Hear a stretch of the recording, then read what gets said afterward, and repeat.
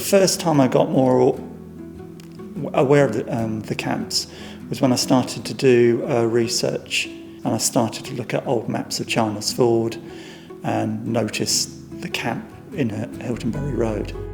Before the camp was here, it was owned by Sibley's Haulage, and it was used for gravel extraction.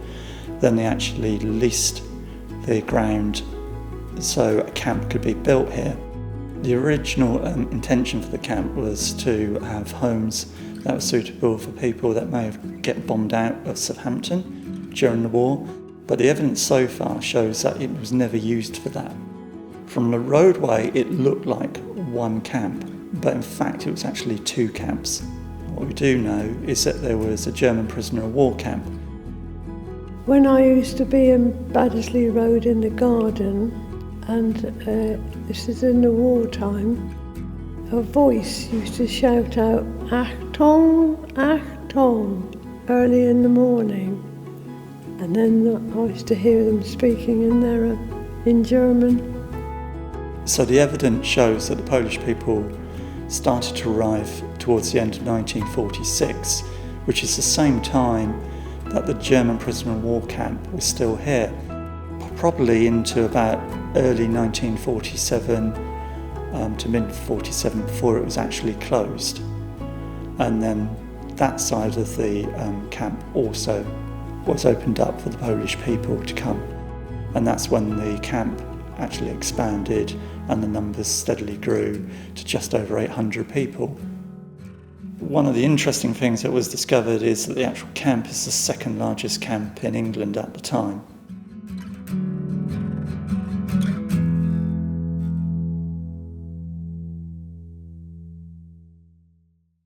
How my parents met, I do not know, but they met here, I presume, in the camp. My father was arrested by the Russians and he was taken to Siberia, eventually released. He ended up going through Palestine and into Italy, where he fought at Monte Cassino. Then he arrived in this country still as a member of the Polish army. My mother was on her way to the shops, was arrested by the Germans and taken to Austria to work on the land. But eventually she was liberated by the Americans, found her way to Italy, and from Italy she arrived in Southampton and then went to the camp here in Hiltingbury. My dad came from Glinna, which is near Lvov. He was one of 12.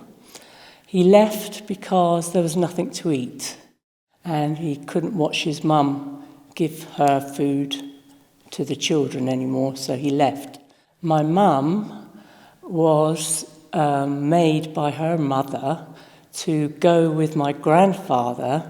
The Germans made him cross the bridges in case they were mined, and went to Italy. From Italy, they landed in Scotland, and from there to Hiltingbury. I think I was about a year old when I actually went to the camp. Quite hard times at that time. You know, there was lack of food and people weren't very happy at all. It was a really bad winter and I got quite ill a couple of times because I went from like a warm country through Italy and then France and then England. And there was always fighting, but the worst part it was when they started taking all Jewish people, and that happened in the part of Poland where we were. We ended up in England, which we cared for. There was thousands of us, and we are very grateful, young people, that we ended up in safe countries. And we were feeling very well and welcome. I cannot imagine what it must have been like to have gone through the Second World War, but then you're not even in your own country. You're taken to other lands, having to learn a new language and having to sort of sort out all these things in your mind. So for people who perhaps were a little bit more fragile, like my mother, it affected her very deeply. And you think how sad for all those people to have gone through things like that. But thankfully they found sanctuary here.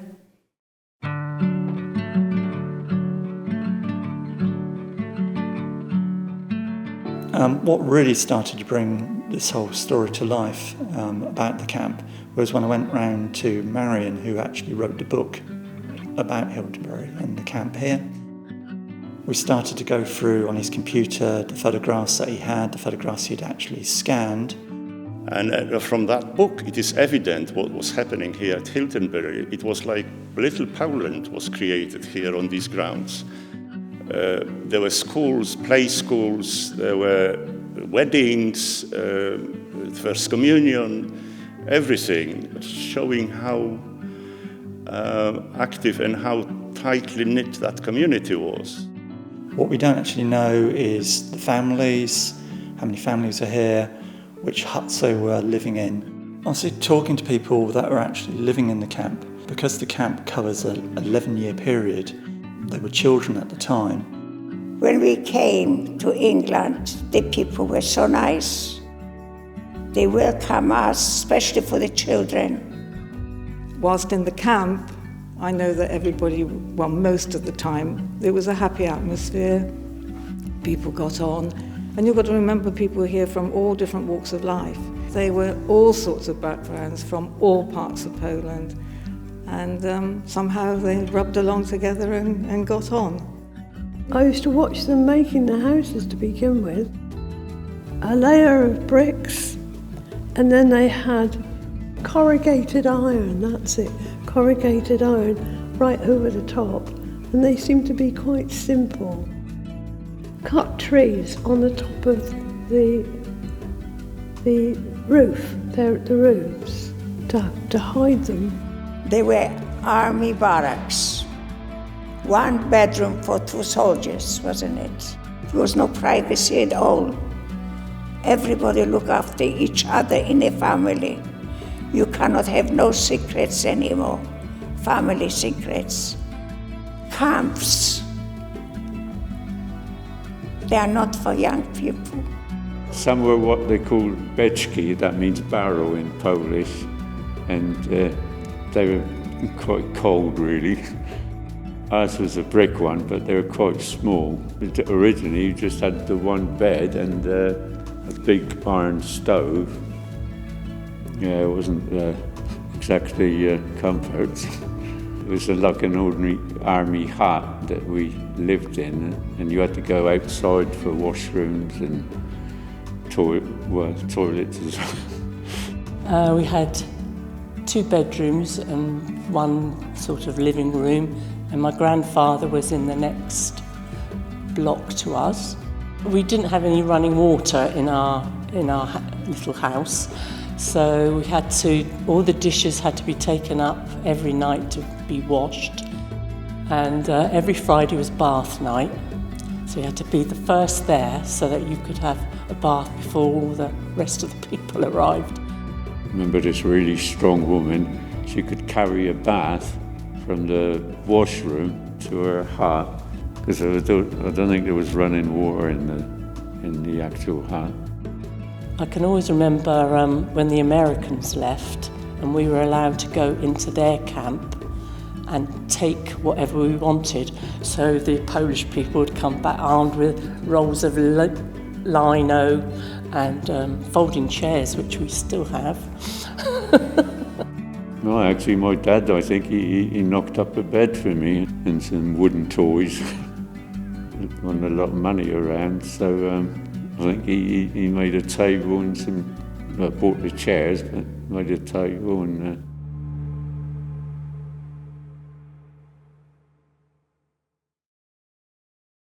We had a kitchen that was for everybody in the camp.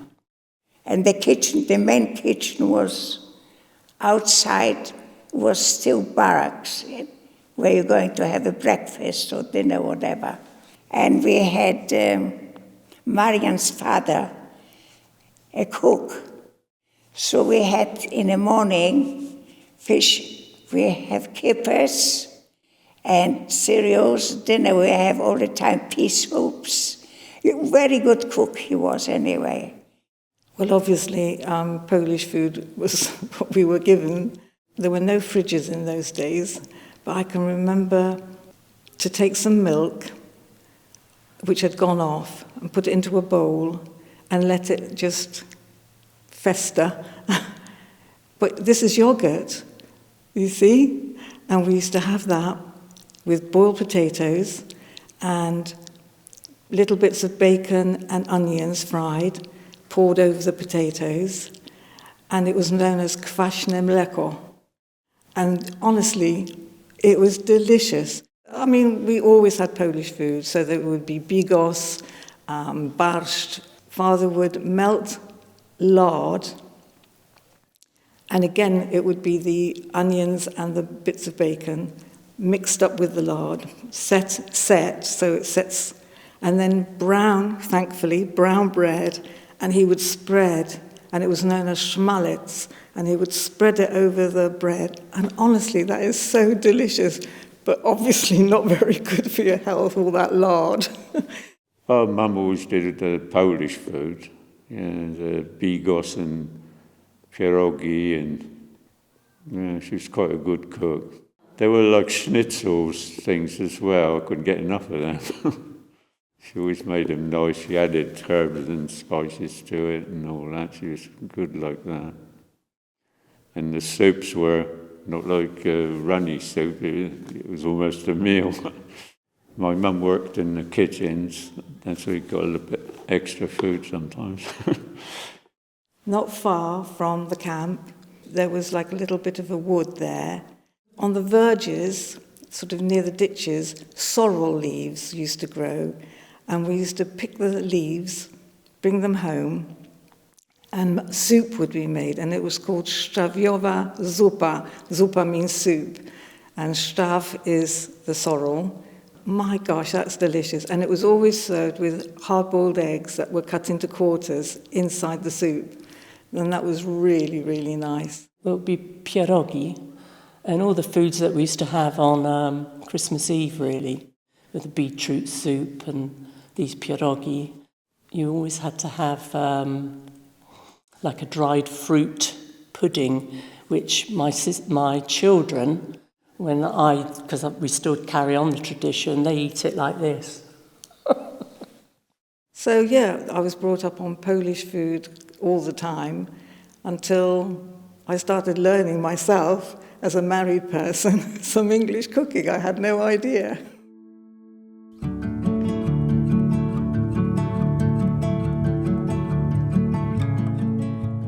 No speaking English, no writing English was very hard, especially for us old people.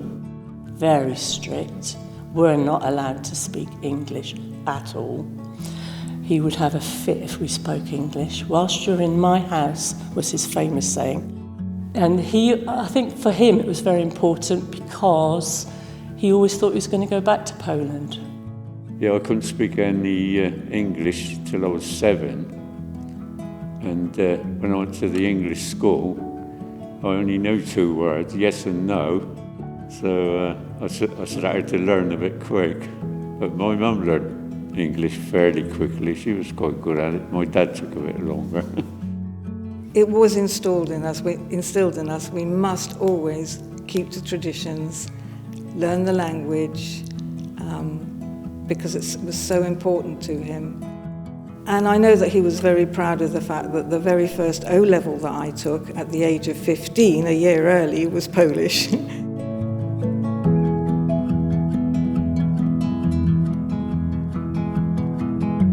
It's quite clear that the Catholic faith is very important, and from those photographs I was able to see that the church that they had here was outside. It wasn't actually one of the buildings. Priest, Father Jankowski, he was the main sort of organiser of everything, and he sort of did a lot for children.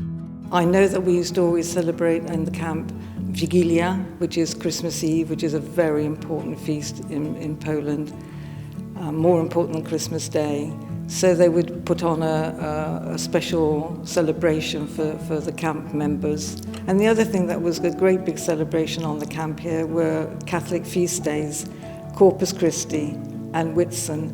And they would put the most beautiful altars around the camp, and they would build them outside, and we would have processions, and all the little girls would be dressed in white, and I had a beautiful white dress.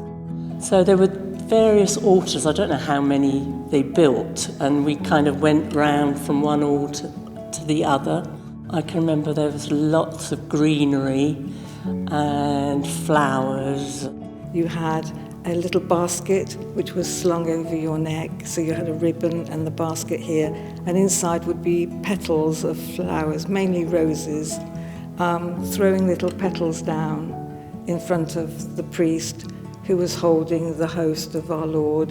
And then I would assume we would probably have cake and coffee and what have you by the church in the hall in those days. Now that was a big, big thing. So that was carried on even when the camp was disbanded. We used to have Easter time, it used to be Schmingus Dingus. On Easter Monday, I think it used to be the boys that should do it really, but it ended up as a free-for-all, chucking water at each other. And I can remember my godmother getting very upset because my mother she was dressed in all her finery, because it was Easter, and my mother took a great big bucket of water and threw it at her, so she was upset for quite a while after that. Oh, they always had made a fuss at Christmas, always a big Christmas tree, and there were a hall where the dances were and things like that, and handed out presents to the little kids. And we used to have performances, Jasełka, which was a Polish Christmas thing where you reenact the nativity. These were traditions that were part of our growing up, really, which was wonderful to see and be part of.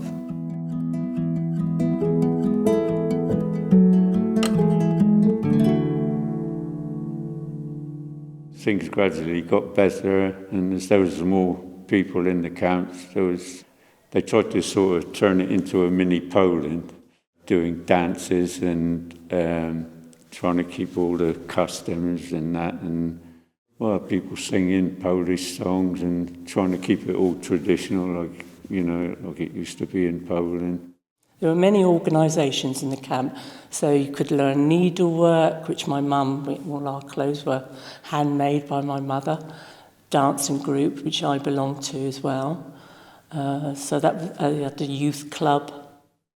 Yeah, the dancing was Krakowiak, which was from Kraków, polkas, it's the different regions of Poland, really, the mountain region, which my daughter loves, special style of singing, really.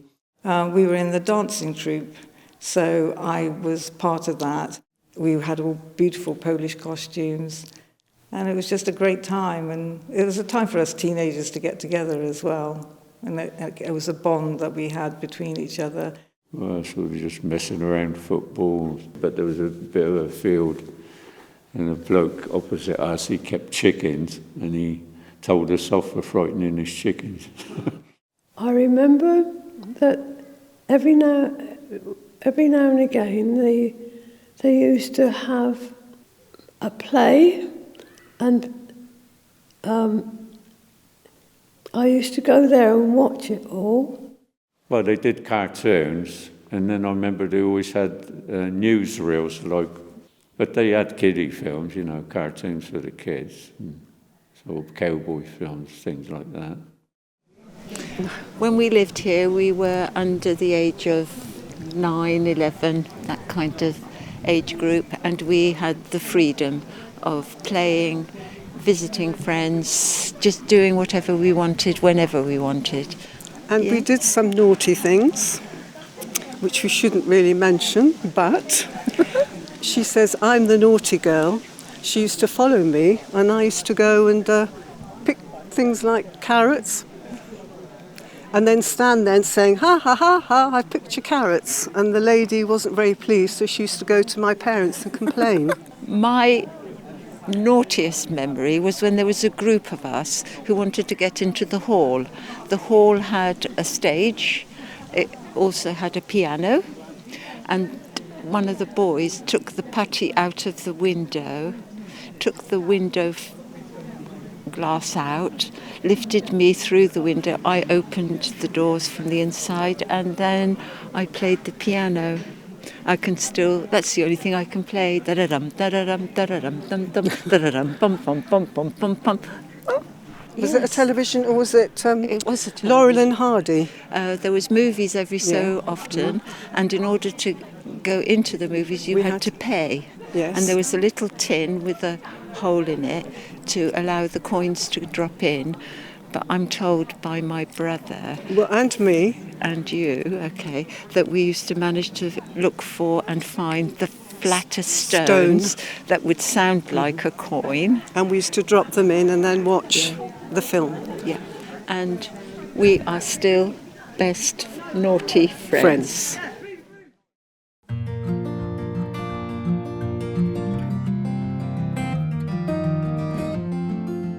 Over time, people within the camp started to get jobs locally. Some were working at what was then known as Chinese Ward Sanatorium, but it was actually a TB clinic. They were working there, or they were working in the egg factory that used to be egg packing factory in Pine Road, and the laundry that was in Park Road. Others started to get jobs in Eastleigh, in Southampton, maybe working for Pirelli Cables, or building new homes for people. My dad, when he was at the camp, had to travel by bike all the way to Marchwood, which is quite a long way by bike. And then when they came to Millbrook, he got a job building the Ordnance Survey in Millbrook. And after that, he worked for Pirelli's. A lot of Poles went to work in Fawley. They more or less built Fawley. There was a lorry load of them used to come to the front of Hiltingbury Road, and probably about 50 of them in the back of the lorry. And then they did work on I remember some of them doing the Royal Pier in Southampton. They built all that platform and then what's now sort of Town Quay. When we were in the camp, she worked as a cleaner for a dentist, and I used to sometimes go with her, and I used to get thoroughly spoilt by the lady of the house. She was very kind, always a drink and a cake, you know. And then when we moved, she worked in a laundry, which was awful at the time, you know. I had to pick her up once, and I couldn't believe her working conditions at the time, really. And then she went to Pirelli's with my dad, and they both retired early. My dad on ill health.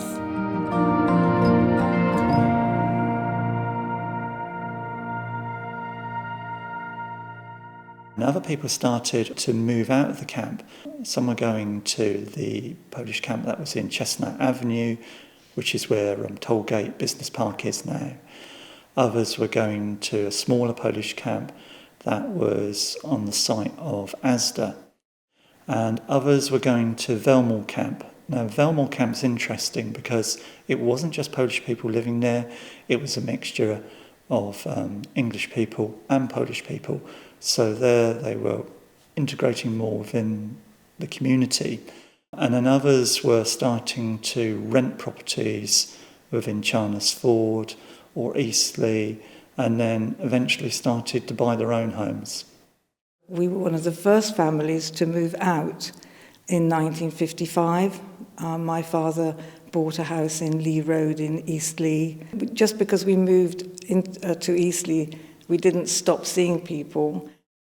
And then when I was 7, we left the camp and we got a house in Millbrook in Southampton. I still kept in touch very much with friends. We never ever had a car, but I was here till I was 7, so the people would come back to the camp to go to church. But they saw, I think there was about 1,000 to start with, and then it whittled down to a few hundred. Then all the things went, like the cinemas and the dances and all that sort of petered out. But as gradually people left, what they did was, like my dad knocked a wall out and put a door in, and in the end we had about 3 rooms. So that was a bit better. Yeah, around about the coronation, I was still in the camp when it was the coronation, and then we left about 6 months or a year after that. And then as people got resettled in different places, you had options to go abroad. I think my dad was thinking about America at one time, but once they built more housing and everything, we've got to an area called Resettlement, which is about 10 miles from here. And that was quite nice, having a 3-bedroom house after living in that other little hut with proper bathroom and running hot and cold water and everything else. So when the camp was finished, if you had the money, you can buy a house. If you haven't got it, they give you council house. And of course, for us, as we did not know the language, we didn't know the life of people, because they were country people. But as time went on, the camp was disbanded in 1957, so all the inhabitants had to move out. And they all scattered in the vicinity, so it would be like in Eastleigh, some stayed in Chandler's Ford, some people went to some of the suburbs of Southampton. And so we then started meeting up at the Polish Mass on a Sunday at Eastleigh, the Holy Cross Church, a Catholic church there. And after Mass, we all congregated outside the church for a good old chat. The older people would be standing in their little area chatting, and us teenagers would be in our area. And so we would always keep up our friendships. When we went to Millbrook, the Polish parish all contributed money to buy the Polish club in Portswood. And a lot of the men, my dad included, worked there every weekend to make it, I don't know what it was before, I think it was a school, to make it all nice for, that we could use it, really. And so all our events were then held there. I've been in England about 40 years. I came in 1983 from Poland, and this is how I got in touch with the Poles who lived in the Hiltingbury Hostel. It was amazing. They had a thriving community center in Portswood, which is still operating.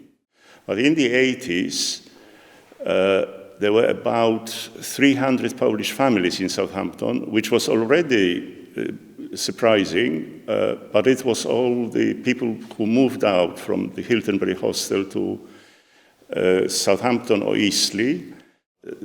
In those days, the community was small, but it was very tightly connected.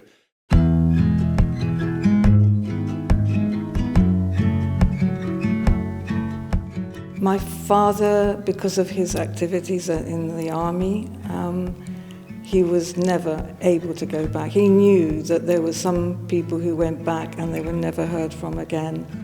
And main reasons were either because they were locked up or worse still, they were killed by the authorities. Because you've got to remember that Poland was under communist rule at the time. A lot of them were frightened to go back to Poland. My mum's mum kept on begging her to come back, but people were frightened because there were stories of people disappearing in the night, We went back a few times, but in the 60s, Poland was in a mess anyway. It wasn't occupied by a communist regime. A lot of people would have gone back, but they were just too frightened, I think. A lot of marriages broke down, a lot of disappointments, a lot of tears went because they never went back to their own families. My deepest regret is that my dear father died in 1986, which is a long, long time ago. And he did not see Poland gain her freedom because that happened in 89. Because I know he'd be on that first plane out to visit his homeland. Amazingly, sadly, my mother died within 7 weeks of my father. And so the same thing, we did the same for her. And the two urns were taken over to Poland, placed in a coffin, and they've been buried in a cemetery in Wrocław, where my cousin lives, and he tends to the grave.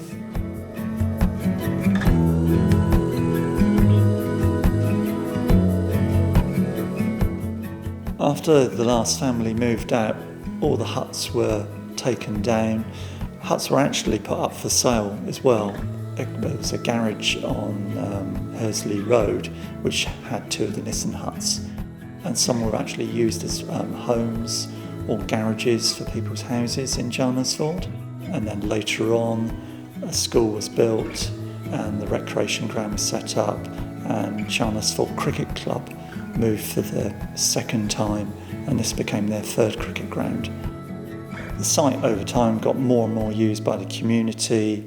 Tennis courts were opened up. It was used for football matches. Children's play area went in, and eventually a sports hall and community building was built.